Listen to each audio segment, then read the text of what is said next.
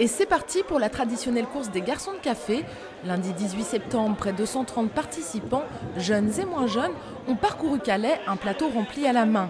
Objectif, aller vite, mais surtout ne pas renverser les précieuses boissons. Diverses catégories étaient représentées pour cette course. Hommes, femmes, seniors et vétérans. On y rencontre même des cuistots. Bonjour, hein. Mais oui, c'est l'Overcraft, c'est marqué dessus. J'essaie de finir les 10 premiers quand même. Hein. J'avance, parce que mademoiselle me doute depuis tout à l'heure. Hein, je suis un senior, moi je suis pas un vétéran. Oh non, mais ma maman va regarder ça. Moi j'y vais, attends là. Pour cette 14e édition, les patrons de café étaient pour la première fois autorisés à participer. Déguisés en baigneurs des années 30, ils ont bien trouvé le chemin du café, mais pas celui de la course qui compte plusieurs kilomètres. On fait à peu près tous les ans à peu près le même kilométrage pour éviter de faire trop long, entre 6 et 7 km. Bon, on définit par rapport aussi aux établissements où on doit passer devant, des gens qui font partie de notre syndicat. On essaye de faire plaisir à tout le monde.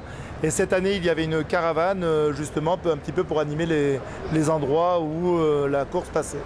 À l'arrivée, les candidats attendent bien sagement que le jury mesure le liquide restant dans les verres. Tous auront un lot pour récompenser leur participation à cette course.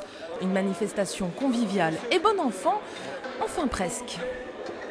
J'ai assez de mal pour organiser la course. Si vous commencez à m'emmerder, ça va aller mal. Hein. L'année prochaine, vous irez vous faire faute. Un peu rafraîchis par l'accueil d'une partie du jury, les candidats n'en perdent pas leur bonne humeur. Cette course est aussi l'occasion pour les élèves des écoles hôtelières de côtoyer les gens de métier, dont certains sont de vrais compétiteurs. J'essaye toujours de partir gagnant. C'est-à-dire qu'ici à Calais, j'ai dû la gagner 6 ou 7 fois. À Arras, j'ai dû la gagner 9 fois. J'ai gagné aussi dans d'autres villes comme Maubeuge, Boulogne, Condé, Tardelot, tous des petits... Mais je fais ça parce que j'aime bien, parce que c'est mon hobby. Voilà. Malheureusement, Jonas n'a pas gagné cette année, bien qu'il ait été le premier à franchir la ligne d'arrivée.